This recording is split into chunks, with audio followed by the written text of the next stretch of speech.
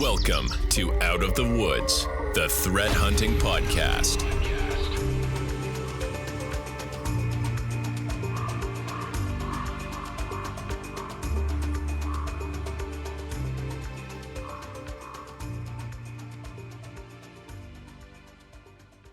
Hello, everyone, and welcome to our Out of the Woods Threat Hunting live Discord interactive podcast that aims to cover the burning topics relating to all the threat hunting and security stuff you want to know about.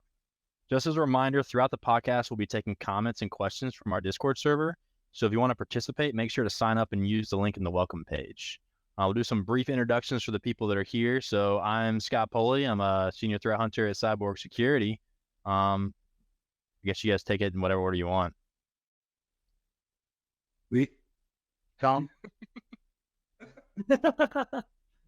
Mike still here. Mike, take it. Focus on engineering, architecture, and helping out with the sales side as well. I'm lead content developer, threat hunter, as well as customer success. So I help teach our customers how to threat hunt better, and hopefully I've been learning a lot from them as well. So it's really nice. Yeah. Tom. Tom Costura, got invited back as a guest panelist, SOC manager, long time spent as an analyst and an engineer in the security side. Thanks for having me back, guys. Yeah, so for everyone that was not here last time, we had our part one with Tom, and we got into so much stuff. We didn't finish all the things we wanted to talk about. So this is the second edition of that. So we make sure to cover down on everything we missed. So it still should be a pretty good time. And for anyone that has never been on our live podcast, we also do a future cocktail recipe that, lets you kind of enjoy and drink what we're drinking at the time. And this time it's the Firewall. You can check it out. Someone will throw it up there in the chat. And then at the end, let us know what you think if you are trying this drink, because feedback's good. And so with that, we usually start this off by diving into 4 interesting artifacts that we kind of find out there on the internet. Kind of worth discussing, or things we just want to bring to the table. So I think, Mike, you got the first one. Sweet. So I chose an article from Bleeping Computer. It seems like we use that source quite a bit. This is centered around the new domains or TLDs that Google went live with recently. So there's a lot of kind of debate around some of the TLDs that they just opened up. One of them is .zip and the other is .mov or move. So both of those are extensions from real-world programs and applications that are used every day. .move, it'd be MPEG-4 file types, right? So it's going to potentially cause some confusion and new vectors of potential initial access for organizations, right? So in this article, they kind of go back and forth. They have people from Google talking. They have some security researchers talking. Google thinks that it's not a big deal. They pride themselves on security. They have short links. They have safe links. They do a lot around phishing. And then the security practitioners are saying, well, this is a really interesting way that we can now trick users into clicking links that they think are going to, let's say, one of the great examples here was GitHub. So you're able to use the symbol at the end of URLs and URIs. And that will actually redirect you to a different site. So you might look at that URL and it might say github.com/ a bunch of other things after that, and then at some website.zip, right? And so that would redirect you. You might be thinking you're downloading a zip file from GitHub, but it's going to redirect you to maybe a potential site.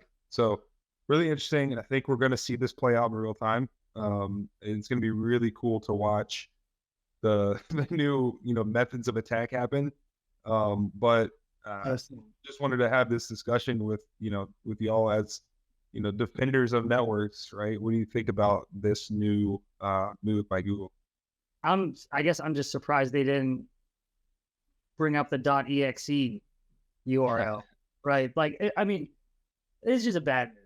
Like, starting to, we've worked so hard. Like, think about the strides that needed to be taken just to get to the point where our cybersecurity awareness is mediocre at best. Where, and I'm talking about for the general population, right? We tend to be more paranoid because we work in it and we see it. So we're always super cautious. Like, I don't care if it's something my dad sends me, I'm dropping in virus total, right? But the fact that we're bringing in something that is close to file types that have been leveraged maliciously already is just, it's just going to confuse people. I think more people are going to click on things now that they say, hey, go to, www.whatever.zip, and really it's a zip file and it just drops whatever. I mean, I could eat my words. We'll see what happens, but it seems like we're taking like 10 steps back for Social Security awareness. Yeah, I was gonna say, like, the thing that surprised me is, like, I mean, what is the need? Like, are we running out of domain names? Like, so like the move is kind of weird. But I mean, from the look of it, it sounds like you can kind of look for those common extensions and @ symbols and URLs to be a kind of a form of detection or a way to kind of identify these things. So I mean, it's cool that it can kind of show up uniquely. But yeah, you can't, there's a lot of people that they have learned how to identify where a domain exists in a long URL string. They're not going to know to look for the @ I mean, you basically have to retrain some people for how they interpret things. And a lot of them don't look at it as their job. So that's always been a barrier for kind of that awareness.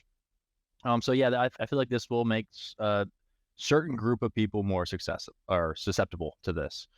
It's not I don't think it's the best move, but I don't know. I'm just really kind of curious what their drivers would really be for this, right? It's kind of like that IPv4 moving to IPv6. We're running out of stuff, but started running years ago. We ran out forever ago, right? You don't need URL 6. Yeah, we saw seen people implement it yet, right? Sorry, I think Cellular networks. Cellular networks. Like internationally. What about the technology that's been created to, like, antivirus, IPS, IDS, all those inspectors? Now they got to either send out a patch to say, well, we got to treat .zips differently now because it's not just a file. I haven't been around long enough. Clearly mad. This kind of flags all over. You triggered, like, Lee's triggered. I don't want to say the S word on this, but Maybe I could try to bring a little piece to Lee. do it. I mean, I agree with you guys. The big question is the why, and I think, like, this kind of sparks to another thing of that kind of constant gap between developers and security professionals, and like that no cross collaboration and communication about this. But at the same time, new things are going to pop up, and this is kind of the part where, like, we're always the blue team side, the security people always have their backs against the wall because they have to combat this. And by and large, the general populace that will be susceptible to this is just, they're not going to be aware of this for some time. So that kind of speaks to a few initiatives, right? So you have to retrain your kind of security realm on how to deal with this, but there's an opportunity. So with these kind of just being launched and released, word of advice from me would be to, places that are looking legitimately at this from a security perspective, buy up some domains and leverage them to emulate and test and look at behaviors and do different things to get an idea for how you can get your systems really ready to go to track that stuff. You guys are going to be out on the wire looking for new behavior type stuff to be able to launch out with Cyborg, right?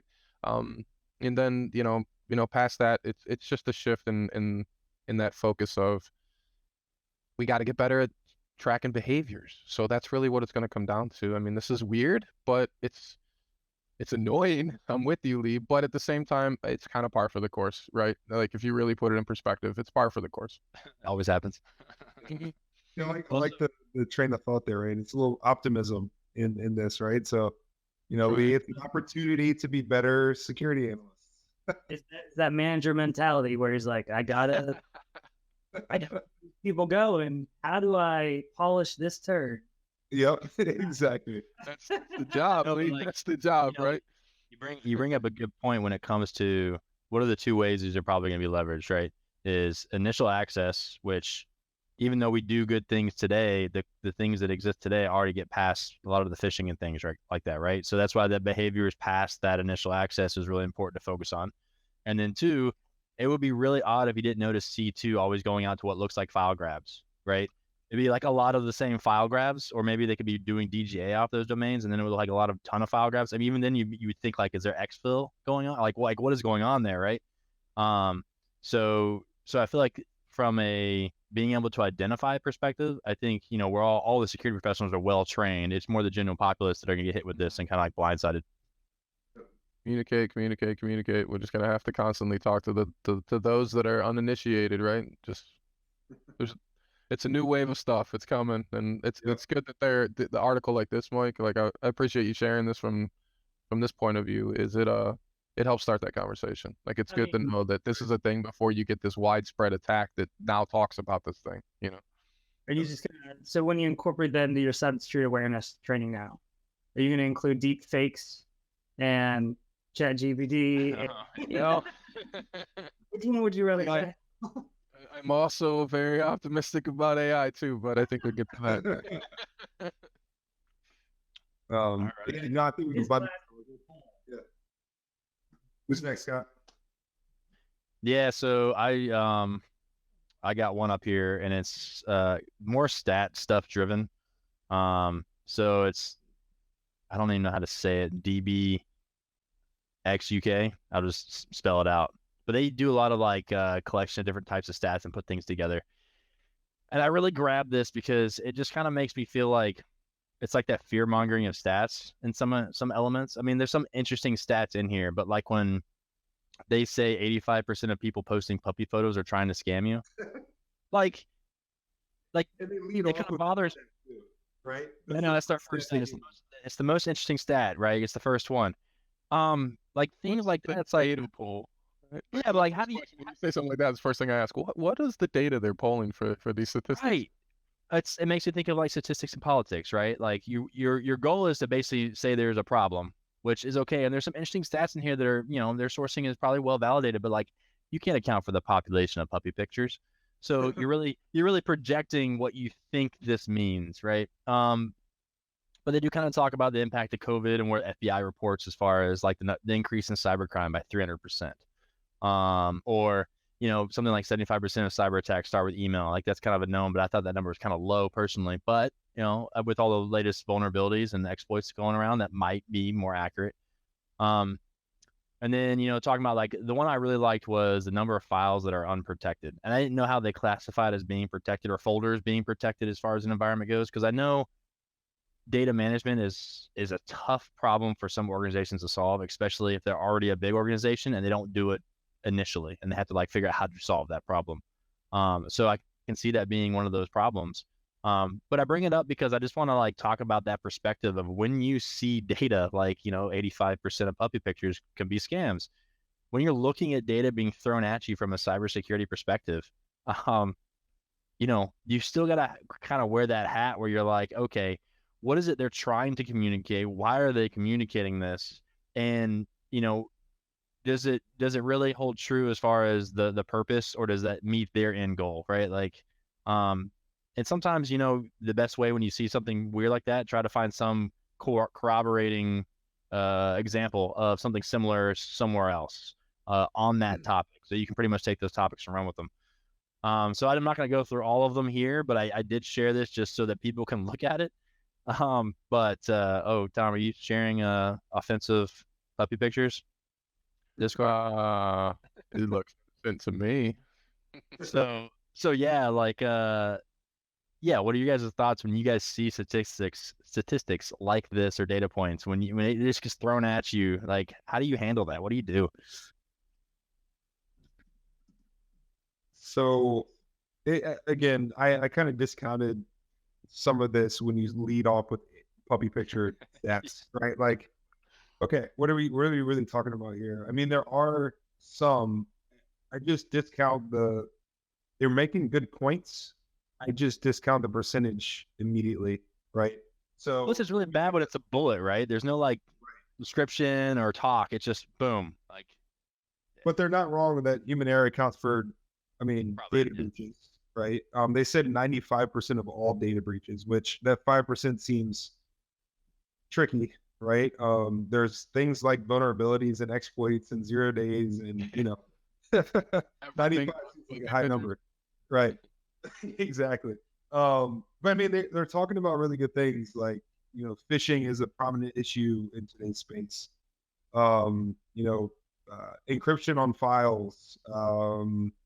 They talked about data breaches costing a certain amount of money for recovery, right? So there's really good points in here. If you take those points, and again, Scott, to your point, kind of smush them together, and then you might have a kind of a valid point that you can then go action later. And so if you're just throwing statistics out and you can't actually action those, what are we really talking about, right? So, yeah, that's kind of my 2 cents on that one. Go ahead, Lee. I was just gonna say, like, I think I'm the same, bro. You question, like, well, once again, the source, where are you getting this from? And you kind of walk away with or immediately hit by that puppy thing. You're like, are we taking this seriously? But then going back to the data, I see at the very bottom, it said the Netherlands has the lowest cybercrime rate while Russia has the highest. And I mean, yeah, I get it, because Ukraine and what's going on over there, and Russia in general. I don't know. I wish they would cite their sources. I wish they would provide the data that they got it from, so we could Well, I feel like you see similar statistics like this from threat reports that we do talk a lot on, right? Like 90-page threat reports have pretty much the same bullets, but they have a bunch of context and support and the why and what they think this means and stuff like that. So the caveat, they did post receipts at the bottom, but they don't talk about where they got those data points from each of those. I'm gonna go find the one that is talking about puppy pictures and dive in a little bit. And there's data from 2019. Yeah. Right. I mean, what does data have to be considered viable intel? Timeliness, Timely, accurate, relevant, and predictable. Well, predictable is the kind of the weird catch, but yeah. But yes, I don't know. Stats forever they're kind of like both helpful and manipulative, right? Like, so being in management, I understand like producing statistics to people.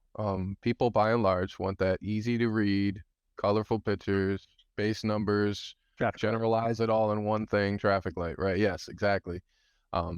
Me, like, as I've gone through my career, like, I've become numb to general statistics without being able to reference what the data points are, because like without understanding them, those stats really don't help you.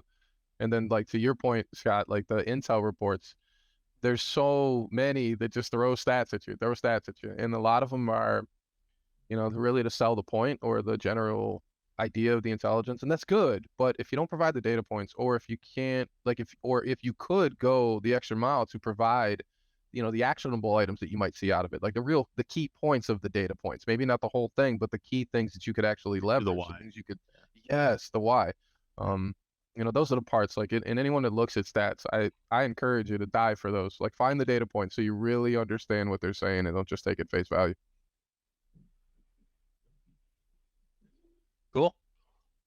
I don't want to be up random stats too much. So, Tom, I think you're up next. Okay.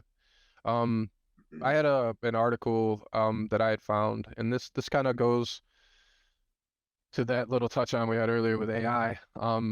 It's a focus point of my kind of digging and research and learning. Running a SOC, I think it's important to get ahead of the game here. It's an article by Security Roundtable. It talks about, will artificial intelligence replace your SOC? And I think it kind of goes beyond that, but I think it's worth the point of talking through how, me personally, I'm very optimistic about AI. I think AI has incredible value. I think there's going to be a lot of incredible use, and what we're calling AI right now is not going to be what we call AI in 2 years. And the tooling and the things that are coming out, as you kind of dive into the background of the thing, I believe that they are going to be imperative to operationalize the SOC of the future. I don't think they're going to replace the SOC. You can't replace that human piece. But what they go about in this article is kind of really backing exactly what I'm saying in different examples, where AI accidentally got it right and it was glorified. Where the reliance on the people using the tools is what really comes down to. It's not a tool versus people. It's a combination of both.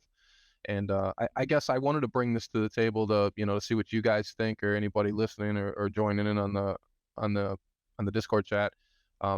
What are your thoughts about what AI means for us security professionals as we move forward, both from the threat side and the potential leveraging side for us to make better tools and to be more operational?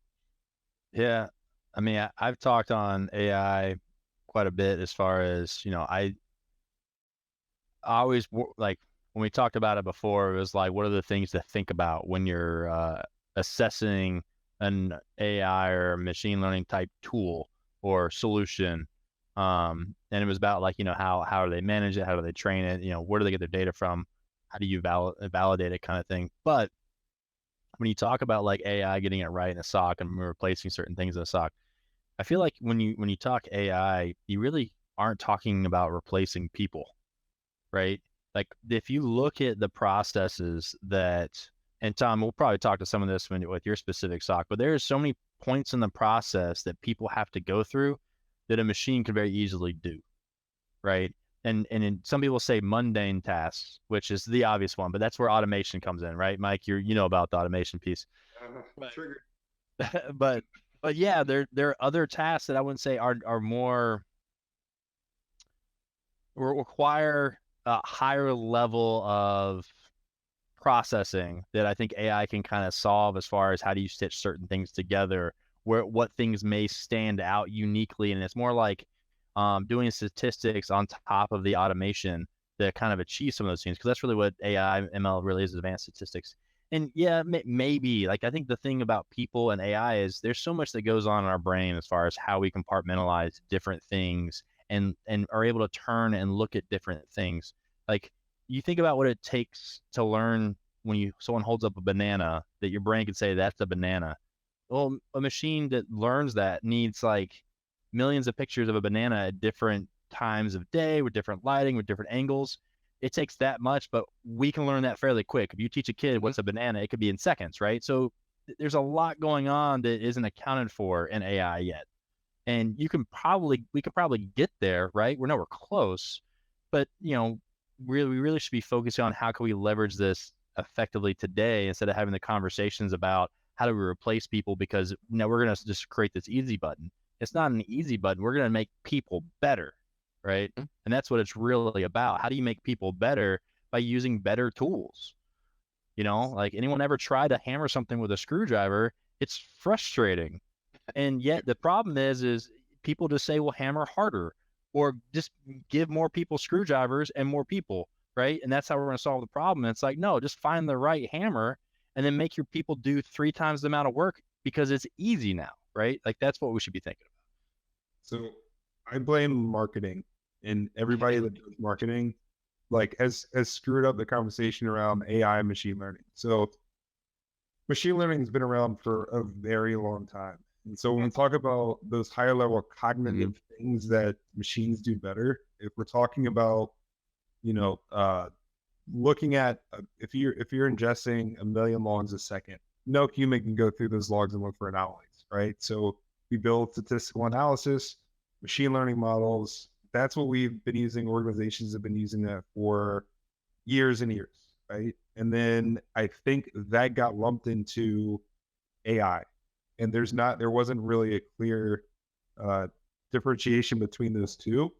And then ChatGPT comes out, that kind of muddled the waters again, right? And so you had a company back in the day, Cylance, they're no longer around, but a couple of black hats ago, they came out and said, we have machine learning AI models, we can catch 100% of the things in the wild. And then they got absolutely destroyed by some researchers that basically just broke the system, right? And so even previous black hats, you have, hey, we have AI machine learning models, we can catch 100% of the alerts. The tool is just doing everything for the analysts. And I think analysts are starting to get burnt out with that type of marketing and that type of talk, because that's when you start to hear, you're going to replace me. But Tom, to your point, and Scott, to your point, these tools are amazing if you can utilize them the right way. I know, Lee, you built some anomaly queries for different tools, right? And that does a really good job of gleaning the thing that you then need to care about, but it still takes a human to figure out logically that, okay, this might be bad or this is bad, right? Yeah, I think one of the things people forget is the math for AI and ML has been around for decades, like the 60s, right? Like people, and probably maybe in the 50s, like it's been around so long. We just haven't had the compute like we do today to leverage it at scale to show the value we do today. So it's like, and the fact that people, like you said, marketing make it sound like this new thing that look what we have created. It's like, no, you're using someone else's model that has existed because the theory is there and it's proven by math. And then you're able to tweak and do the data engineering part is really the creative part. That's the real science, because people use the same models that have really mostly been created. It's how they engineer the data to put in those models that make those models really effective. And that's where you start seeing the nuances, right? But if we get into those discussions about ChatGPT, right? So we're seeing in the news now that it's going to replace, employees. They're firing people and implementing ChatGPT to take over those people's jobs. Those companies probably will not be around for the next couple of years, because you're going to lose that tangible thing that holds those companies together. And I use ChatGPT. If I'm writing a piece of code and I need a quick function and I don't have to go look at documentation, sure, I'll let it spit it out. But I still have to understand the code to implement it, understand what it's doing. It will get better over time, but if you're replacing people with that concept and construct, it's gonna bite you in the later on. I don't want to get the explicit tag on our podcast, but Yeah, it points out that ChatGPT is incredible at generating coded version-specific payloads for pen testing activities. Yes, landing the Exfiltration workshop that's coming up. I can't remember how to use all the tools to exfil data. So guess where I got? Hey, show me how to use this. What are the parameters I need? What do I, just to get like an idea, because it's so much quicker than going to the documentation. It's not replacing me yet. But like it helps out so much. Like instead of sitting there grinding away documentation, you fire it in there, you ask a question, it's good. What I like about machine learning and AI, it's great with large sets of data. It's great with that. Like Mike was talking about, there are a couple tools we use that have an anomaly detection transform command. You just throw that in there, you tell what fields you want to look at to determine if they're anomalous or not, and it provides you output. And it even has a field that it titles probable cause. So if it is malicious or if it is anomalous, it'll show up in that probable cause. Now, does that mean it's malicious? No. Just because that machine learning and that AI used all the math in the background and like Trump went through all that data and said, it's probably, it's in the field name, probable cause. It's not malicious. It's not anomaly. It's probable cause. You still need that person to be able to go through and say, all right, well, let's hunt this down. Let's see what's going on. Let's see if it is actually malicious or not. And then, it's kind of like Uber and Lyft, what they did to the taxi industry, right? We had, taxis were driving, and all of a sudden they figured out a different way to do it. They're like, well, you don't need to buy your own taxi anymore. You don't need to do this. And a bunch of people adopted that. And the taxi industry took a huge hit because they're like, well, we're doing all these things. We have to have them registered. We have to have the upkeep. And Uber found a cheaper way to do it. It's solving the same problem, just differently, right? I think that's what like ChatGPT and this AI stuff is bringing. The same thing with other tools that are implementing, natural language processing, where, you say, can you show me some compromised machines in my environment? Okay, it could show you a bunch of machines. Why it's compromised? Do you know? Like, I don't know what it'll tell you. I don't know, what output it will, but what machines isn't it showing you? You know what I mean? And at the same time, you have to be smart enough to understand what you're asking for, which as humans, that's like our biggest struggle to say, I want to sort the data like this. Like if you use any other SIMs or EDRs and stuff, you've probably learned the language. You probably know how to create a really pretty table, a really pretty graph. While the natural processing will probably close the gap between juniors and mid-level analysts, it's not going to solve the problem of how did you know it was malicious. So I do have the catch-22 there. I think AI can solve the role of a security analyst if you try to hire somebody that has no security background. Right? Yeah, that's not realistic. You know what I mean? So what's interesting though is, and again, this is going to sound really optimistic. I'm going to go way ahead of my optimism into another layer really quick. God, here we go. But think about, if you really look at the industry and you see year and year after year after year after year that it's hard to fill those type of roles, and you have a level of tooling that could help people with less experience be productive to do the thing you're trying to do. Right. That opens up a lot of opportunities. And I'm not saying that it like you can't, like people with security experience versus none, there really is no way to kind of match up those swords, right? But the thing you can match up is people are always going to be people. And the creativity and the background and the diverse thinking and the way that they process problems, if you put a tool in their hand that makes them more capable, the things that you could potentially come out of that with, I think, are exponential. And that's where my optimism really kind of tends to stick, is AI is going to allow, like something like ChatGPT. I'm not afraid of it. Like a lot of people that I talk to in different companies that are relative peers or other layers of company, we should embrace it as a tool that will allow our people to be faster, operationalize faster, but be more creative at solving the problems.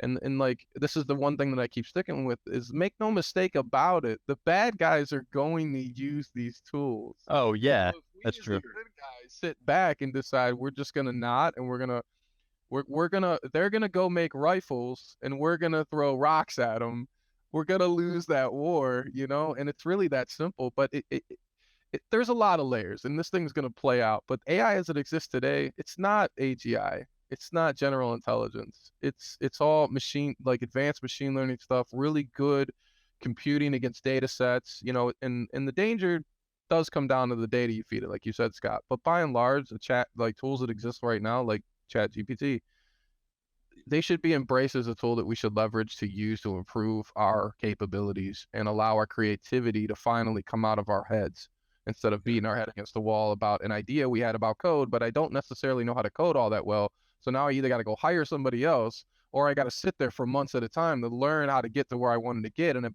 by that time, that creative idea may be, it may have dissipated, it may be long gone, or maybe not matter anymore, Right.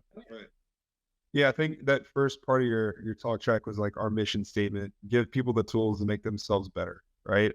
Yeah.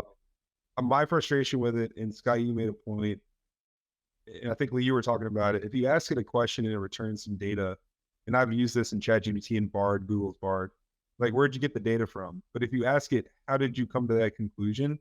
It's all black box, right? They can't work back through the decision tree to figure out why it got to that decision. And that's what's scary. So if you're using this for anomaly detection, network traffic analysis, and it pops something, you're not really getting context around why it thinks that thing is bad yet. It might get to that place, but you now have to have a human involved to go track that down, right? So which you is get in, great.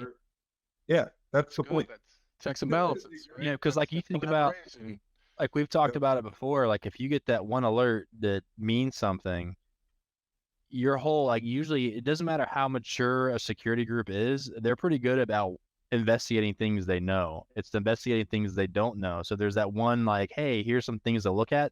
That I think helps, right? I would love if we can throw a poll up. It would be really cool to see how many people in their jobs today, their management has talked about machine learning, AI, ChatGPT, and trying to bring it in-house. Because the thing that was really interesting and that frustrated me was the immediate adoption. Microsoft coming out with Copilot, GitHub Copilot. I started to see prompts in SaaS products that we pay a lot of money for, saying, hey, here's ChatGPT, use this for blah, blah, blah, blah, blah. And it's so frustrating to see that knee-jerk reaction that everybody needs to implement it because we have to have it because everybody's talking about So ChatGPT. I'm going to go on a small tangent, but the one things I loved being implemented was for Gmail, for it to auto write your emails to respond to people. Oh my God. I was like, how much time would that save, Tom? You're management. How many emails do you have to write a day or respond to? If it can look at the history and it knows what you want to say and it can just say, hey, here's a good response to this based on what I know. Wouldn't that save you so much time? Oh yeah, for sure. But you're reviewing what it's spitting out, right? Yeah, no, you can see it, and then you can edit, choose, and then you can have regenerate. But I was just like, oh man, like I was just thinking, like, man, how many relatives that email me because they don't like to call me? I can just like easily like, all right, yeah, I got it. Whoop, there you go. Like, I can still put my voice in there, but I don't have to spend all the time constructing everything, and it doesn't look like I'm being rude if I'm just being quick. Yeah, yeah, and tech support for family members, right? Just yeah. But Mike, if I had $1, I'm sorry, go ahead, Lee. I was going to say, Darkman said, point out that GPT has been helpful with breaking down complex code quickly, speeding up summarizations, which is great because I've never had to code anything except here. I mean, and those are basic scripts and whatever, batch files, PS1 scripts, something very simple. Yeah, man, great example. I had a piece of code I wrote last year. I think it was a function. I couldn't remember what I was actually trying to do. Dropped it in and it broke it down for me. So I was like, oh, that's helpful, right? And ask it like, well, what is that? And then it, like the little bits. Once again, Satan, like, if anything, if ChatGPT does anything, I want it to replace all the man pages in Linux. Like that would be I mean, I actually have to optimize my code sometimes. I'll have like where I'll get something to work, but I'm just throwing code at it piece by piece to get it there. Then I'm like, well, this looks ugly. Is I've seen it do okay with PineScript, but tried to do the same thing in C#, and it's very incomplete.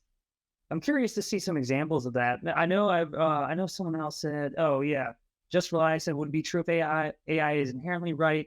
There are times where it provides answers which aren't exactly correct. For instance, in code implementation, I've run across that as well, where it said like I could use the wildcard to like transfer files and stuff. And sorry if those are all my examples. Those are off the top of my head because I've been working for the workshop recently. Because that's all I've been thinking about is exfiltration. Where it says, hey, you can use this, and it doesn't work, right? Which I get is the problem with a large group of data, that if it's looking for, or if it has all this data, maybe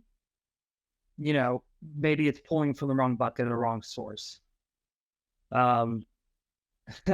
Blocked at work for direct access. Yeah, we see a lot of that. It's just interesting. That's interesting to me. I don't understand that thinking, and I generally have challenged it in conversations, like the whole block it at work. I'm like, okay, well, one, if people are smart enough to go to use the tool, they're going to use it on their own devices. You're not really stopping anything, and two, kind of limiting your company's capability of developing. Sorry, Mike. No, yeah, sorry, I missed your second point. You said it's the company's ability to develop against that tool set. Well, with it or alongside of it, like you're kind of like stunting potential development by letting them use the tool. And I understand where companies are generally afraid of like IP getting out, and there's a lot of, kind of accountability and like legal stuff that goes into like, if I put code in this, how can it use it? If I develop something I sell, can they then charge me or come to me and say, hey, we helped you create a tool, blah, blah, blah, blah, blah. How does a company then protect against people going to all those coding sites and someone's trying to develop something and putting in the code there, right? Like Exactly. Because it's on the radar and it's public, but there's so many forums that people try to get advice for before ChatGPT that weren't regulated the same way. And yeah, like that, there's no great way of doing that, and you can't block the internet. So yeah, I'm with you on that. Interesting. It's an interesting approach because it doesn't actually solve anything. Yeah. But I don't know if we want to jump to the next topics. I don't want to not get to our topics at the end. So I think we'll table, if we have anything more to say, we'll table it for another time and we'll jump to Lee's stuff. How about that? No, we'll make this real quick. It's really not just an article. It's like ransomware. I know normally I'm the one that like scoffs at it. It's like, oh, ransomware's on the news again, blah blah blah. It has been like just a show recently. Like in the past month, just reading articles like the Sentinel Labs. The title was just hypervisor ransomware. Multiple threat actor groups hop on leaked, I think it's Babook code to build ESXi lockers. So they found 10 different ransomware families that have evolved from that 2021 source code leak, right? So that's just like, it just blows my mind that you have one thing like that happen and it just evolves in the wild, and like just naturally like all these different groups are picking pieces of it. And then it's funny. So first of all, I love these reports because when it comes to ransomware, it's all like about speed. It's all about effectiveness. And I think that, if you're looking for really like living up the land binaries and nothing like new introduced into the environment, this is where you're going to find it. Like if you look at the DFIR reports, you'll see a lot of, I'm going to say command prompt. You're going to see PowerShell. You're going to see PowerShell commandlets. So like it really like if you want to set, or if you want to talk about coverage and visibility, you want to look at these reports because these are the quick, dirties. Like if you're not collecting these logs, you're not going to find the quick attacks, and you probably won't find the long attacks where they just sit and watch, right? Because they're going to use the same thing over and over. They're going to discover your network. They're going to use those techniques or tactics, techniques, and procedures. And if you don't have the basic logs to capture that, not only are you not going to capture ransomware, but you're not going to capture the other attacks. There's also, and the spectrum that these organizations and groups work at is completely wild. I know our content development team did a lot of work recently. They did a whole package or a collection on the Rapture ransomware family, which I find interesting because it was just, or Trend Micro took a report and they said it's just straight the minimalist approach. Like they did the least that they had to do in there and they got it done.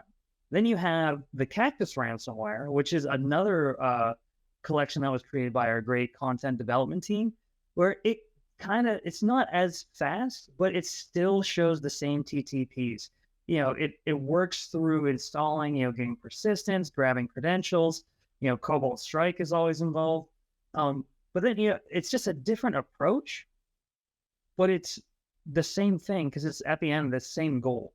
But you can see all these different techniques. And if you take all these reports and mash them together, I think you would find that you'd be able to start hitting all the main points, right? Talk about creating accounts. Are threat actors doing that? Are threat actors, of course, getting rid of your shadow copies? Do you have logs to capture that? Do you have logs that are, finding the basic stuff? Not just your, 4688s or your process creates, but do you have the command line auditing? Do you have files being created? Do you have registry key modifications? Whatever the case may be, these ransomware are really good. These reports are really good places to start. And if you ever, I'm not telling you to prioritize over ransomware over anything else. I would just say if your goal is, or if it's your job to look at visibility and coverage, start looking at these reports because they're not gonna give you the super unique 0 days that were used. It's gonna be something that is just constantly abused over and over again because it works. Ransomware is quick and they use the tactics that works. So to kind of jump off what you're saying there, and I'm trying to remember, this was a while I made, it's closer to 2015, maybe 2016, so a little while ago. And I was talking with a really good analyst about like how the advanced adversaries work. And he was like, I mean, let's think about it. They're still using techniques from 1997 because they work, right? And that was back then when we're on an older OS and things like that. So obviously they definitely still did work then. And same thing with the ransomware. Like they're a prime example of just doing like what you said works. So I don't want to call it lowbrow, but it's just consistent. And then the other thing I wanted to call out too, so in one of the reports, so I was developing some of the stuff for the Rapture stuff, and one of the things I think people really need to pay attention to in reports is screenshots. Because I'll tell you this, there's a lot of things that were called out in that report, but there were some things in the screenshots that were not. And when I was pulling the screenshots out, and then what's great about having a Mac is you can then easily highlight text in screenshots. And then having ChatGPT, I can say, well, what is this doing? And one of the behaviors that was really cool was to say, I took one of the screenshots and I was like, okay, look, there's a bunch of obfuscated PowerShell here. I just want to understand what I think it's doing. It took me 3 seconds to do a screenshot, pull the text out, put it in ChatGPT, and it basically showed me that they were actually doing log4j enumeration on hosts to try to figure out if there's a vulnerability there to, execute things or elevate themselves. And then I can sit there and understand what it's doing to build content off of that type of behavior. But I mean, that's really powerful use of using like the AI based stuff, also understanding a really good behavior and just seeing how they're not trying to do anything fancy. I mean, Log4j has been out for how long? And I'm pretty sure when I was actually researching the script was they kind of stole it from the standard script that was shared for security people to find that vulnerability themselves. They just put some obfuscation in there to try to help make it not as detectable. So it's also interesting when you talk about like people using what's already out there, especially with the Babook stuff. If we don't use it to learn, attackers are always going to learn things out there. So I just kind of threw a bunch of random things, hope some of that stuff stuck and made sense. But that's kind of my 2 cents on those. Bob, you got anything? Yeah, well, I'll try to streamline it. What's interesting about this is you guys both kind of hit it on the head. Lee, you started with the whole idea of like, ransomware is interesting to me because the behaviors are relatively in the same puddle still. And, you see articles like this, which I think the both points are amazing. Like the articles break down a little bit. The screenshot thing is so important. Anytime you read any threat report that has screenshots, pay attention to the screenshots. Yes.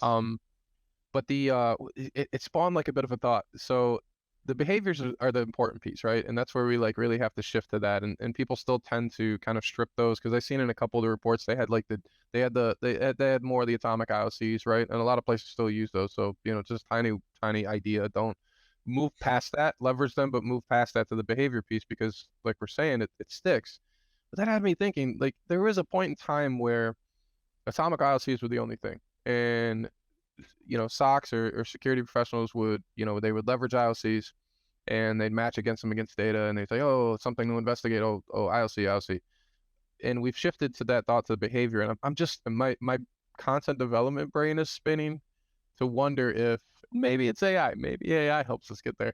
That we could have behavioral detections that now take in those variants as sub IOCs that can automatically shift the content to the new. I like to call them artifacts. Artifacts. I'm sorry.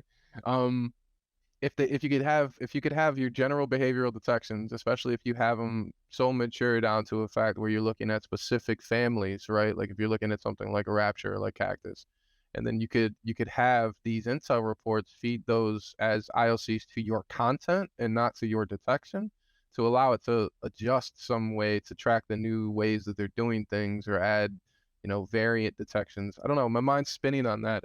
I wanted to spit that loose idea out to you three. Well, we build content based on that idea without AI, right? Other than like using AI as a tool, right? Like we look at these families and these behaviors and we try to, like, we call them collections, but it's around the same scope as like, hey, and what's really cool, I don't know, Tom, we've talked about this some, but when we see new reports or new activity that's emerging, we'll look at behaviors we've already developed for, and commonly we have most of those behaviors now because we've been developing for so long. And that's the beauty of developing content on behaviors and IOCs, because it's reproducible and reusable.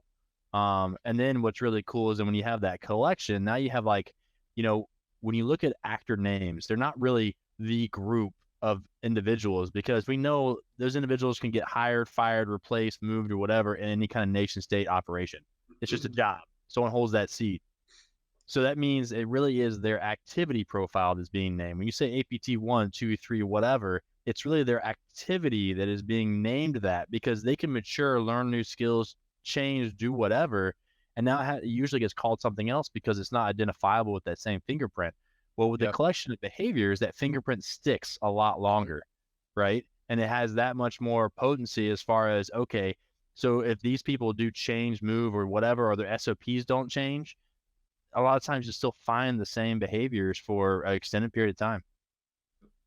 Yeah, and to your point, Tom and Scott, I think the power of how we think about threat hunting and the content that we produce and just our methodologies, it's really kind of we're starting to see it's a one to many. So we can have one hunt that is tied to many actors or threats where you couldn't have that from an IOC. There's not a single IP address that multiple actors or malwares are using. That's never the case, right? So for us to be able to have the amount of content that we have that covers down on many actors and techniques and kind of, spreads it out against all of those. Like, I believe it was Cactus came out, and I know, Scott, you identified like, oh, we already have these behaviors, like multiple behaviors covered off of this because we've already written to those in the past. And you can just apply those because they're reusing that skill craft, right? So a good third-party testament. I mean, if you look at MITRE and look at the techniques, they map all of the adversaries that have used that technique. There's a lot of adversaries and a lot of those techniques that are not mapped, right? It just shows like, hey, if this is a technique I can build something for, or I understand how it works, then theoretically, like, I'm covering across a lot of tradecraft. The only problem there, some things might be dated, right? So you don't know if it's the full list, but it just kind of shows you the effectiveness versus if you pull an IOC out and say, how many adversaries is this map to?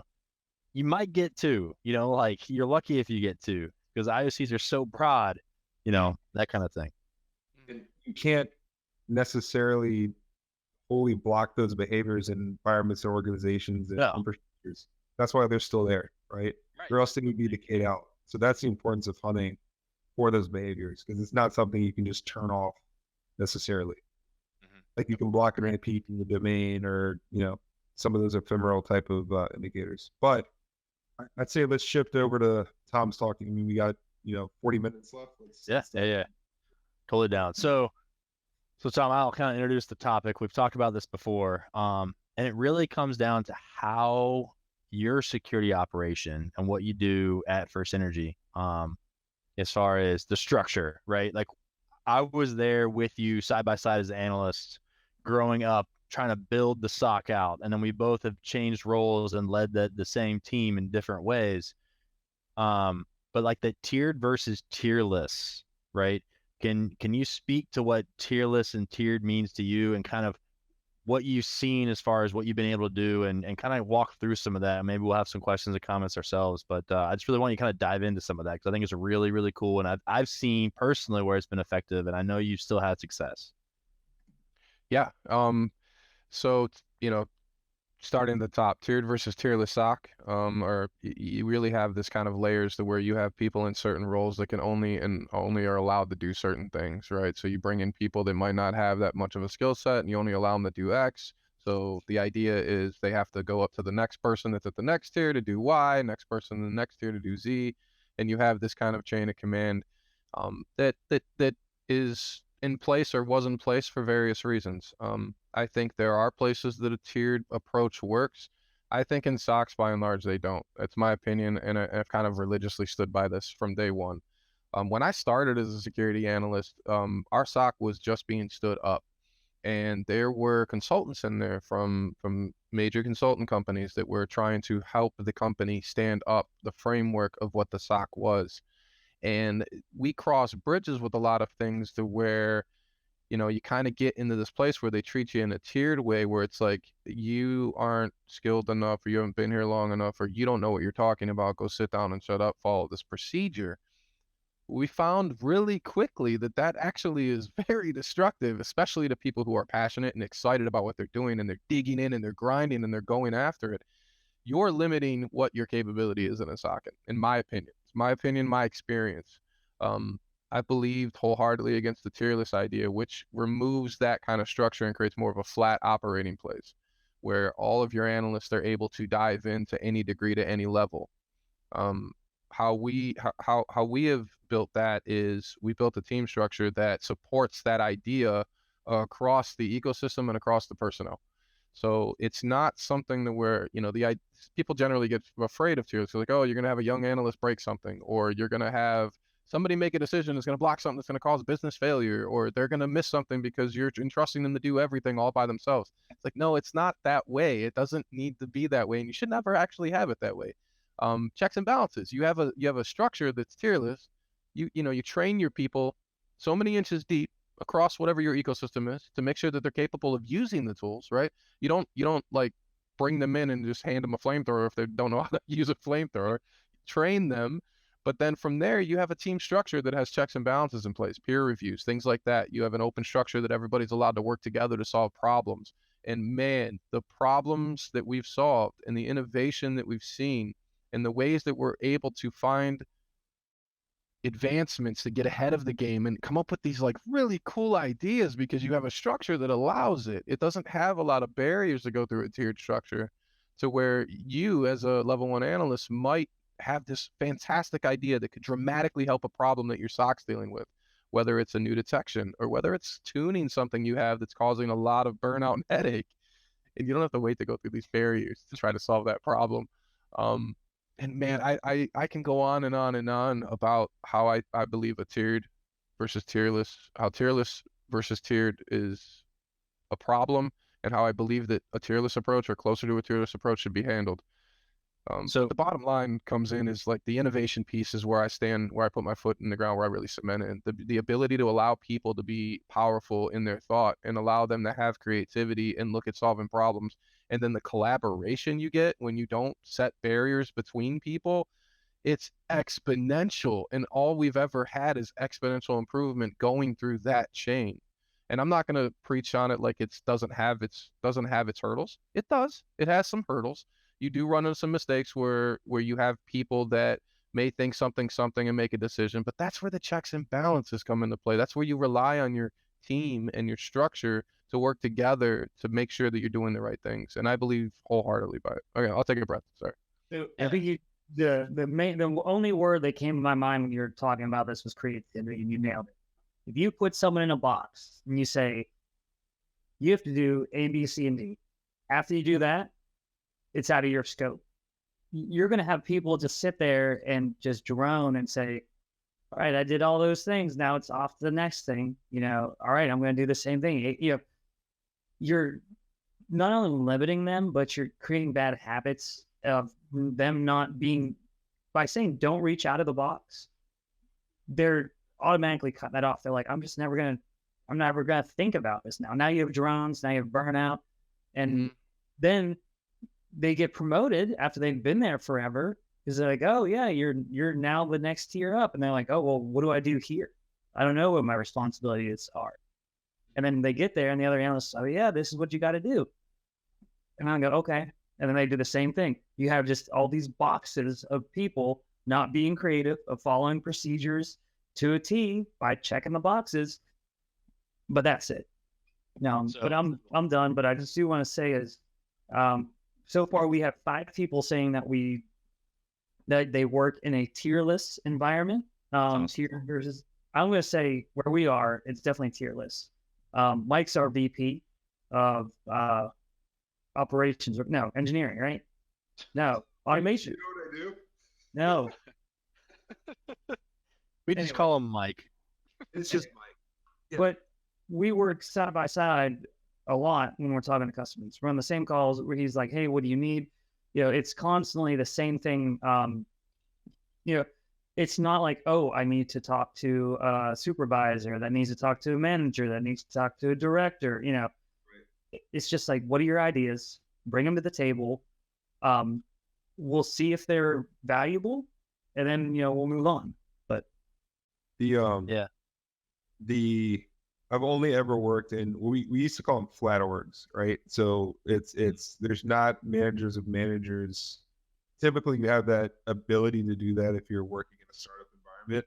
So I've spent a small time at a major defense contractor, and things got very slow and very segmented and very tiered very quickly, right? So some of the old antiquated thinking of, you have a manager, you don't talk to the manager above that manager because you're going above that person's head. Things just slow down tremendously, right?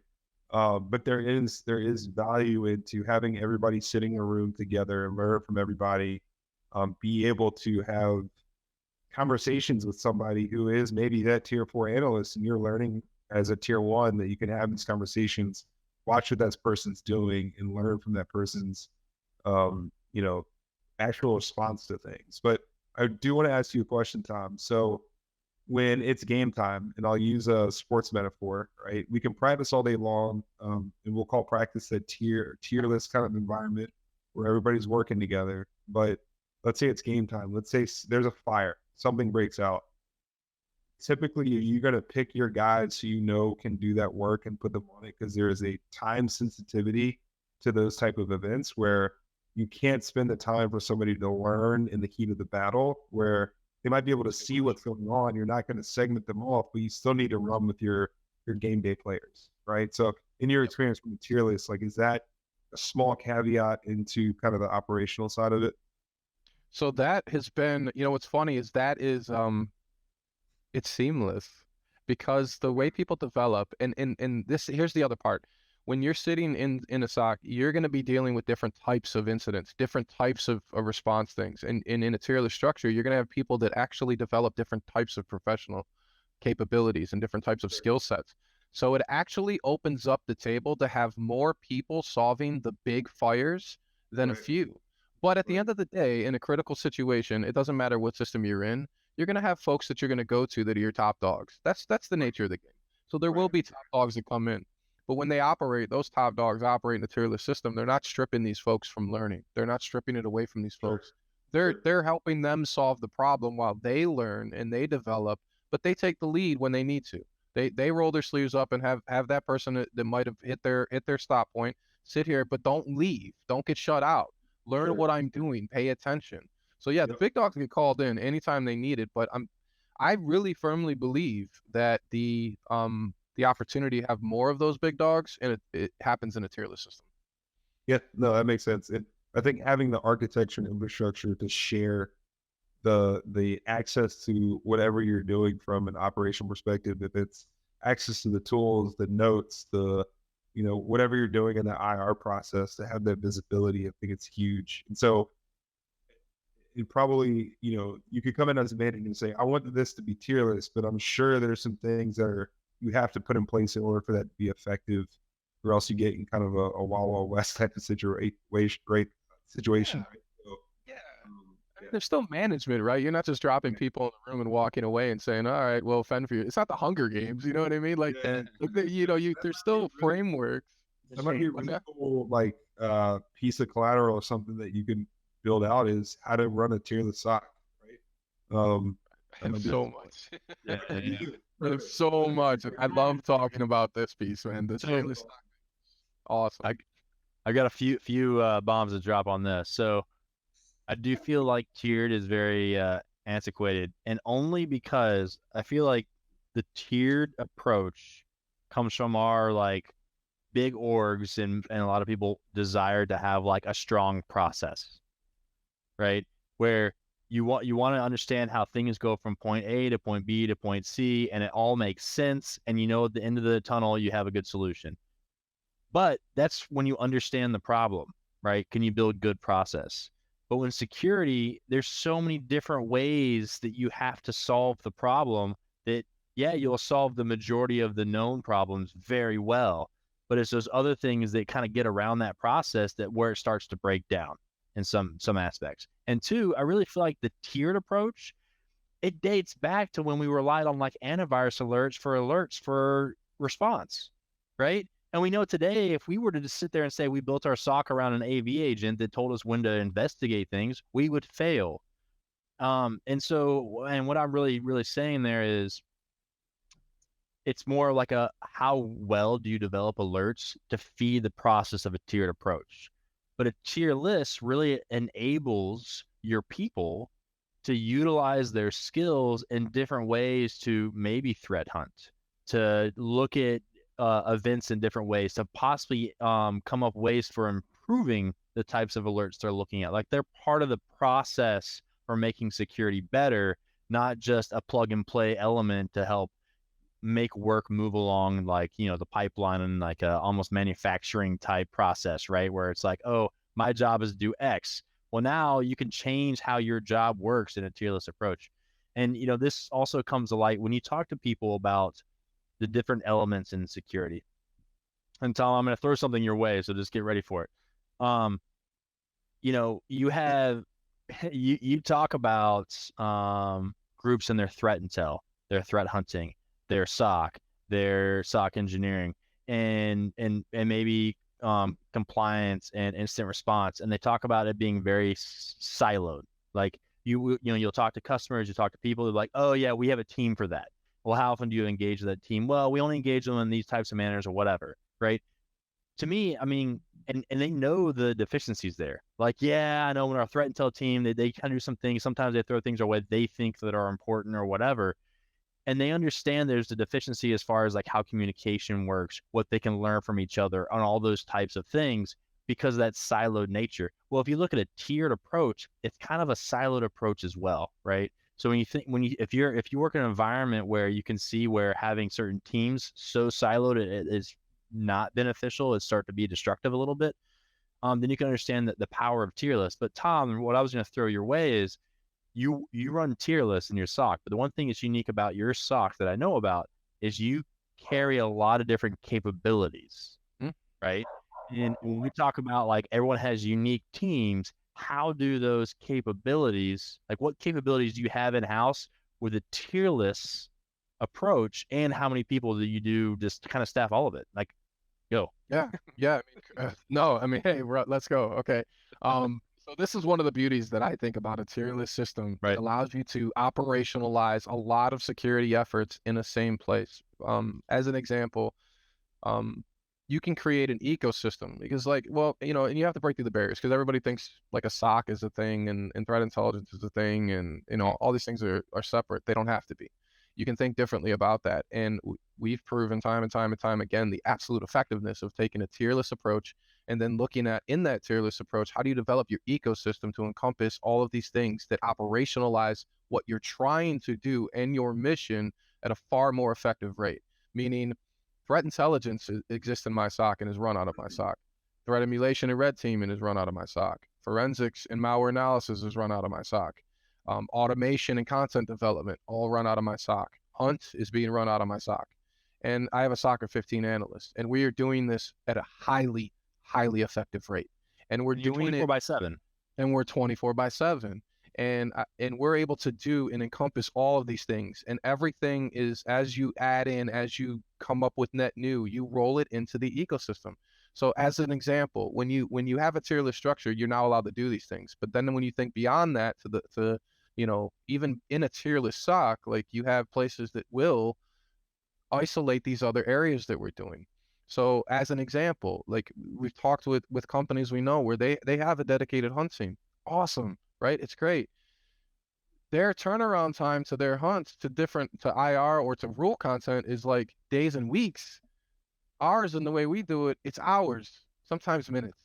Like we're throwing something at the ecosystem in a tierless structure where we have many hands that are trained to a level that can contribute and some beyond, which kind of feeds the other part. I'm going to side note this. Like the tierless system, what it does when you kind of train people up like that, you allow people to grow.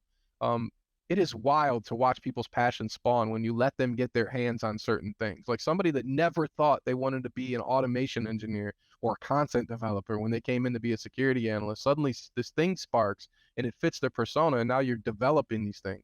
But that circles back to speaking to that ecosystem. When you empower people to do that in a tierless structure, you can then enable all of these possibilities in your SOC or in your operations, however you want to frame it. And yeah, I mean, I love that we're able to do that. And I will preach it on the highest mountain that think about it, like I couldn't imagine, like all of my analysts are empowered to develop content.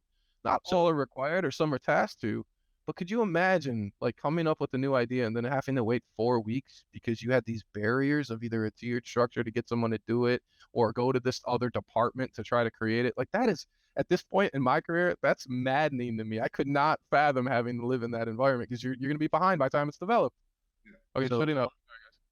I was going to say the one thing that is kind of interesting. So when you look at job resumes, or not resumes, but job postings, and they have like this list of criteria of what they want in somebody, and you sometimes you see that unicorn posting like, oh, this person has to have this. You're like, that's like 15 years of experience or whatever, and they have to actually fill multiple seats in different companies or roles or whatever. what's cool is with that Tearless approach and having all his capabilities kind of in house, you're able to develop your own unicorns, right? Which is not common, right? Like there's a lot of people that don't share a lot of those. At least some of them might get some of the skills from training, certifications, or whatever. But when you can put on that experience where they've worn the hat to some degree and had the hands-on with whatever skills and training they have, I mean, I think that's paramount. And that's what, I mean, we know people are looking for unicorns, but it's really easy to develop them in-house if you've got the right resources. 1,000,000%. And we've been able to do that in my little neck of the woods and my little piece of the industry. You find people that are just interested and passionate, and you create a framework that allows them to blossom. And like, it's amazing. And not just do that, but you hire them in under that preface, like, hey, I want to develop you. Are you interested in this stuff? You have these skill sets, or you've done well here, but here's what I'm offering. I'm offering this smorgasbord of areas to develop in, and committing to this whole idea. And I want to empower you to develop. I want you to run in the area that you're passionate about. And yeah, it's, you create your own unicorns really fast, actually, like almost. And that's where somewhat of a downside comes in, because in this side of the house, you know, you have to make sure you have that framework to build, because when you allow people to develop like that, they do become, I'm going to say the brutal truth, I'm going to be ultra transparent here, they become employable. Like everywhere, they're very attractive. So you have to find ways to retain those folks and keep them inspired and empowered. And that's tricky. That's not always easy, but it's no different than if you're sitting in a tiered SOC and you got a level 1 guy that could have been a unicorn, and you're burning them out with alert fatigue because you're just making them do this 5 things all day long. So, you know, the attrition's real, right? But you also have to look at from a budget perspective. If you're training a guy that is an intel analyst, a hunter, an IR guy, you know, all of these things, you're now adding to what the kind of A grade, right? So like that's going to be problematic too from a budget perspective. But you want these type of individuals. Yeah, they're the ones that will solve your problems. But here's a stat that matters. And this is one I'm actually incredibly proud of. It may have dog pictures somewhere in it for sure, but on the surface of it all, the average attrition for a SOC analyst is right around just below 16 months as of last summer. Our average turnover rate is just over 4 years. And I think that speaks volumes. So why I would love to retain everybody as long as I can. Going above double the retention rate of the standard SOC, I think that speaks to the idea, right? The idea that it was 3 years when I was there running it. Yeah. So, and we ran a very similar system. So it just shows if you value your people and you empower them to do things they want to do, it's not a place they want to leave unless you give them reason. So did you reset the days left from the last person leaving? Like that sign and went back to 0 when you left? He screwed up the stats, Scott. Only to certain people. But you want those individuals, because it's important for security work community. You want those individuals that you trained up to then go do the same thing elsewhere and build other unicorn factories. Right? Yeah. So like you're helping to solve a larger issue, because you're developing well-rounded, smart individuals for cybersecurity that are. Well, Mike, I think that goes other organizations, right? It goes right into your topic you were going to bring up next. If we want to just jump right into that. Well, before we do that, I'm going to ask, because the only question I had was, as the team grows, does the Tearless system struggle with larger group sizes? I love the idea, and I really enjoyed it while I was there, where I was learning bits and pieces of everything. But for the best analogy I can come up with is that with a military background, right? There's a certain team span where you had a team leader, 4 to 6 privates, squad leader, 2 team leaders, and so on. With that Tearless, and I get that that's a whole different perspective, right? That's a whole different job. Like that needs to be tiered. You need to yell at someone and train them to just do when the time has come. But for Tearless, at what point is it kind of like out of control where, I mean, I guess the best analogy is I just picture a bunch of privates in a SOC just hammering away at keys, right? Like I know like someone's naturally going to become the leader and have the experience, and here we go. But at one point, like, if we are talking about the bigger organizations keeping that tiered system, right? Do they need the tiered system because they have 40 analysts at 24/7? Like you can have Tearless for the hands and feet on the ground, but you can still have tiered for leadership, right? Because that makes sense, because your leadership is what's supposed to control the hands on the ground. And if Tom's going to, tackle 15 to 19 people by himself, that's the structure they have. But there's no reason you can't have leaders amongst smaller groups of people based on when the time of day, things are happening, if you're 24/7, or you have it based on specialties. So you have like leads for specific areas, but it's still tierless as far as that goes. I think there's ways you can dice that, but I really feel like leadership naturally follows a tiered approach. It always has. There's always this reporting structure. Someone gives you requirements, someone gives you things you need to produce. So I think with leadership, that's where you put the tiered effort, and then they're kind of mandating kind of how to deal with the tier. Now the problem you have is who reports to who, and that kind of creates more of the tiered structure. But if you can figure out how to have that tiered leadership and kind of have that understanding that, yeah, you might have more than one lead depending on what you're working on, what area you're working in, or what time you're working, that might be part of the solution. I haven't really come up with a solution for that, but that's how I think about that, at least internally. Yeah, you're always going to have subject matter experts in around those fields, right? So, I mean, with us being a flat org, we still have a director of content development that, needs to have a little bit of peer view into what's going on the day to day. And then you have subject matter experts in the different tools and the methodologies, and it all kind of flows together. So if you, Scott, needed help on something very specific, and we had that person that was that expert, you would kind of go to them for that. Right. Naturally. Yeah. You want to have to go to the director to get to that person. So yeah, we have to go through like a chain of people and then set up a meeting 2 weeks out, because I know they have things there. But know that. Yeah. Meeting for the meeting, right? Yeah. Do you want me to introduce the next topic? Yeah. And this kind of flows into what we're talking about from potentially a Tearless approach, but it's the high level around white space.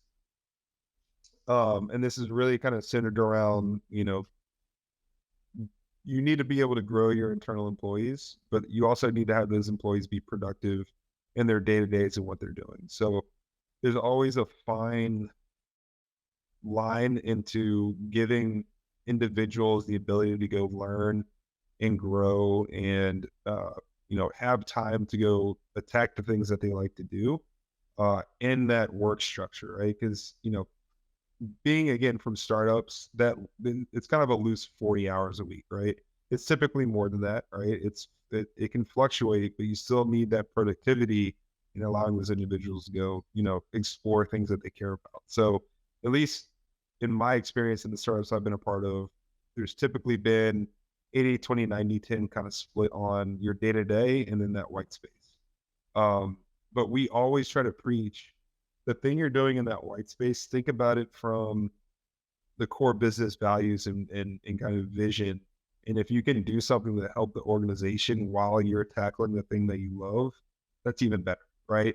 So we're hunters here. So in your 20% time, don't go out and do learn how to draw or play the guitar or, something wildly different than, in and around cyber or computers, or, if it can help with what we do. And Scott, I mean, not talking specifics, there's, pending on what we're working on today, but in that 20% time that you've built something that could be tremendously valued to the core business, cybersecurity itself. And that's really cool to see that kind of happen in that space and in that white space, but you've also been really productive, right? And it could help you in that time that you spend off your day-to-day, that could energize you for that day-to-day work, right? You could be re-energized in that 80 or that 90. So, Scott, I'll kind of kick it over to you. Have you seen in your past, how have you balanced that kind of white space? So yeah, I think white space is paramount for two reasons. And especially in cybersecurity, one, that professional growth, because we're the best at tabling things that we see. Like if you talk about Intel feeds, or you talk about, I'm on LinkedIn and there's other really interesting things, I'm really good at saving things for later. And if I don't have time to go back to them, then I get really no value for the things that I know that might provide value. And I think that's just how we work, because things are always moving and things are always hitting us. But being a leader in this space, understanding how people need to grow in the white space, there was a really, really great, and it was from Darknet Diaries. I think it's a great podcast. And it was one of the things they covered with Shamoon when they hit Saudi Aramco. And it was one of the attacks they did there. And it was a female lead. I don't remember her name. They were going to bring her in to basically, we need to fix our security kind of scenario. And her requirements was like, can I, hire whoever I want for my team? It was one of the requirements. And they're like, yeah, you can hire whoever. And she goes, oh, and I also want 10 grand for training per individual. And I want them to work 4 days a week. And they were kind of like, well, why 4 days a week? And she's like, because they're going to be dealing with incidents, which is going to tax them over, right? So I want them to be fresh. I want them to be willing. I want them to be qualified. And she understood the importance of white space, right? Like, my people need to be able to work effectively and work well. And granted, white space is another great thing to suss out, like, who will be your passionate drivers and grow and who won't. So when it comes to like a leadership, if you provide white space, you're able to easily, like when you have to do your evaluations on your people, and I think it's a great way to structure that. And I've always liked, I had a manager that helped me kind of level set with all the different ways companies evaluate people and scoring systems. He was like, who do you want to keep? Who's really good to have around, and who you don't mind getting rid of? Not meaning these are the people you're going to fire, right? Like, because if there's people that you have cause for firing, you should probably get rid of them when it makes sense. You don't have to go through that process. But it's people that if they leave, you're like, okay, it's not going to hurt us.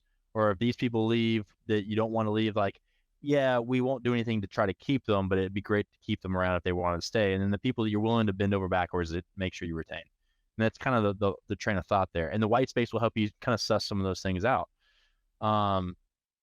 But yeah, like I've been able to chase so many passion projects with the white space I've had.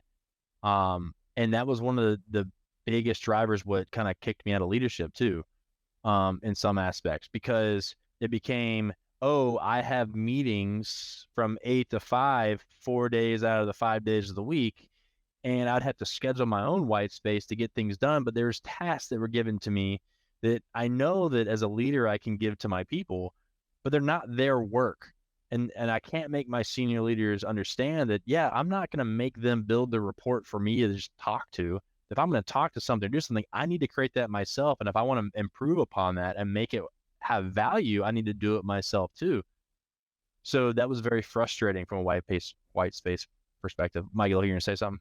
Yeah, Tom, I kind of want to hear kind of your response to that. Running a Tearless SOC, having those 15 to 16 people, they're sharing the load across the space. And even you as a manager, right? Do you have time for white space? Like, do you have time to go do the things that you want to do and learn your career professionally? Yeah, well, for me, that's a whole different topic, but I'll talk about my analysts for sure. White space isn't an option. It's a focus and it's a mandatory thing. There was a quick story and kind of how we got to this point of thinking. There was a point in time where, we'd work the normal 40, 50 hour a week shifts.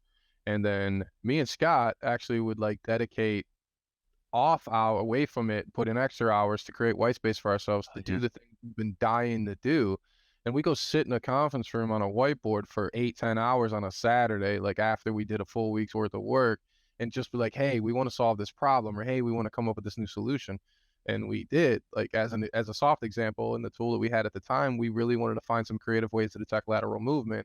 So we came up with these off the wall solutions in a 10-hour period, dropped it in operational use. And a couple weeks later, it was some of the core content that detected a pen test against our environment. We were so fast at catching it because we did that. Stem forward years, it's like, I understand the value of white space, so I encourage it on my people. But part of the white space thing is, and what people tend to get nervous with this, with what I've seen is the old thought of management. You have to redefine what production means. And production doesn't mean that your individuals, especially in a SOC, are just spinning out new nuts and bolts. They're just at a manufacturing line, just churning.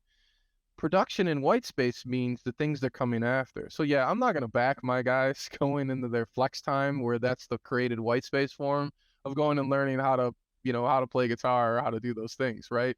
But that's well known, that's defined. So the expectation is already set. So they're empowered to take that white space, meet these certain levels of productions based on either project work they're lined up for or ideas they have that they want to shoot for, or some sprints that even they themselves develop to help improve us, like the me and Scott thing in a conference room on a Saturday. And that's how you kind of start defining what that production means. So that white space is freedom to them to optimize, So white space isn't an option. It has to be mandatory, or you're going to face burnout, or you're going to face, people just getting deflated. Like, you want to empower them. You can mark production in a way that keeps them accountable, but let them run, give them the space. I think you'll find out immediately who has the passion for the things that they're doing when you give them that white space. Because y'all spend 10 hours on a Saturday working probably already a 60-hour, 70-hour work week, knowing y'all, right?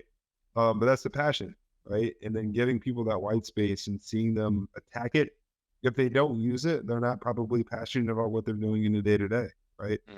And that's where the management piece comes in. So you can identify those people, and then you can put frameworks to then have these mandatory lines they have to hit in that same white space. So you can still optimize their production using the same white space. You just got to put the framework in. So call that production, right? So something that was insightful to me and running security was COVID.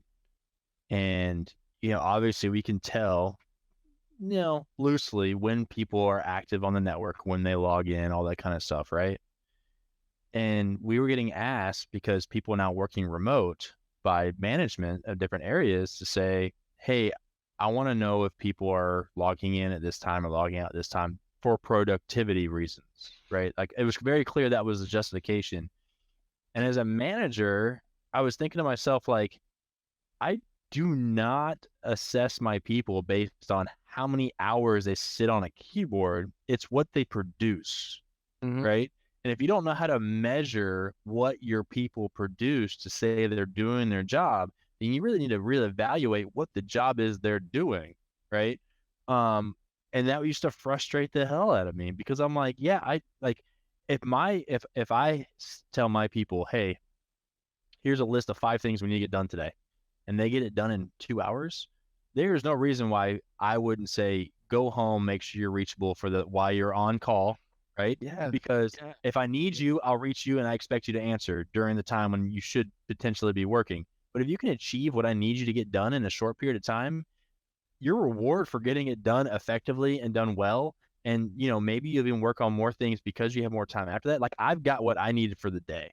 And I think that's, at least I learned that from the military. I had some great leaders in the military.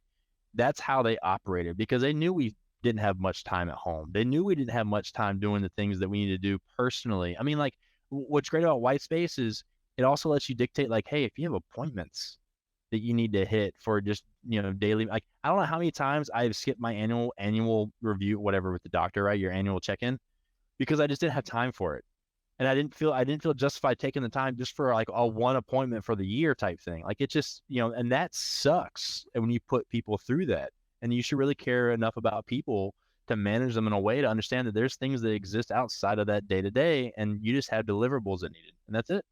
But think about the inspiration you would provide people. Like, it's like, hey, here's the things you need to do. Yeah, if you knock them out in 2 hours, like, go relax, cut your brain loose, and it helps them motivate them to go after it and tackle it. But then beyond that, it's like, well, hell, I've developed myself and I tackled this in 2 hours. What else could I do? And now what else could I accomplish? Different carrots for allowing them to go after extras, show that extra work is also value, so they can maximize white space even more.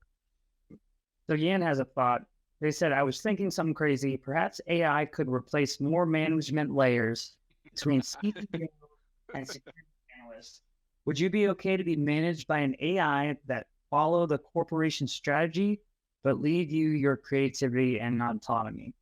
What are your thoughts? As long as it met the right pieces, right? It took care of the people. It took care of what the company needed. Like as long as it was able to check all the boxes, I don't care. I mean, it'd be like a way to prioritize. You came up with that example.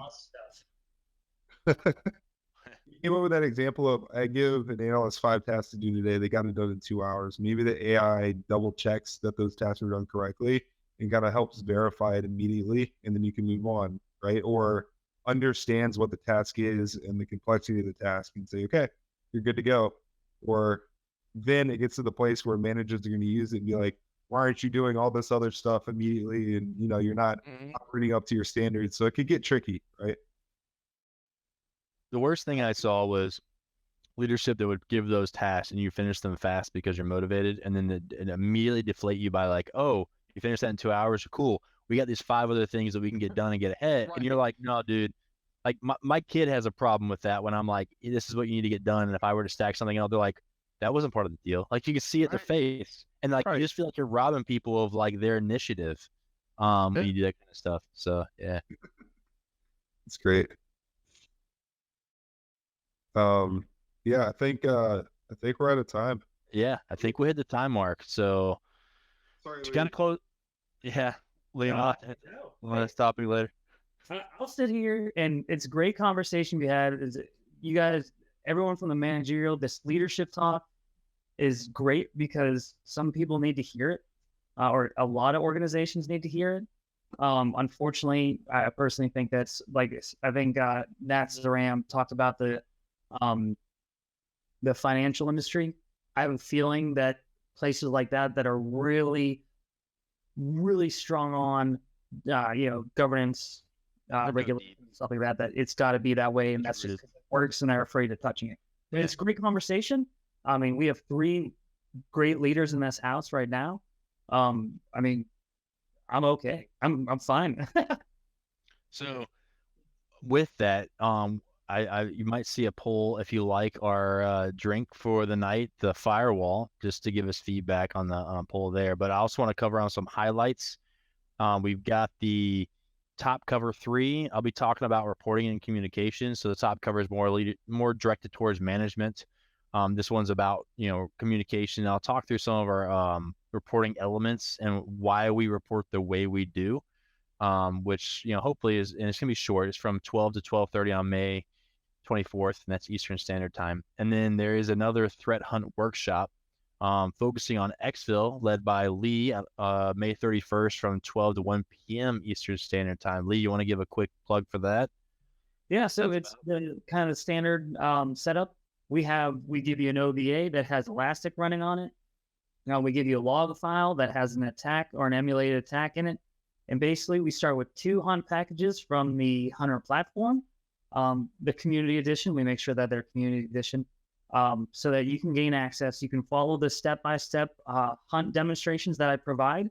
And then we always throw a flag at the end. So you have to do a little more work to earn your badge. And really you're showing that you learned some skills, or you're fine-tuning your skills that you already have to find the flag. I always enjoy them, and I hope those who attend do as well. So yeah, go ahead. We'll be at Gartner's Security and Risk Management Summit this year, actually, for the first time. But really great opportunity just to talk shop. If you want to come by, I think we have a booth. We'd be happy to meet you and talk shop and hunting and all things cybersecurity. So that'll be the first time we're doing that one. But Tom, thanks again for coming on. The discussion's amazing. I'm sure we'll have you on again. But it's been a pleasure talking with you. I appreciate it, guys. I love the conversations. Anytime, let me know. Easy on the potatoes, everyone. Yeah. So once again, I want to thank everyone for joining. We all love talking shop with each other, with friends, with colleagues. So please, if you like what you hear, check us out on the Apple Podcast, Spotify, or wherever else you listen to your podcasts, and leave a good review. And that good review helps others discover us and join the conversation. And I think the more people that can join in on some of these things, kind of help things move along and become really interesting. And for those that don't know, we also do a brief 30 to 45-minute episode. Just kind of hits the top 5 topics we bring to the table, either intelligence reports, technical write-ups for the week that we kind of touch on Wednesdays. So check those out as well. And with that, happy hunting, everyone. Yeah, great. thanks again, Tom. Take care. Thanks for listening to the Out of the Woods podcast. Be sure to subscribe wherever you heard this podcast so you never miss an episode. For more information or to connect with Cyborg Security, check us out online at www.cyborgsecurity.com and follow us on social media. We'll see you next time.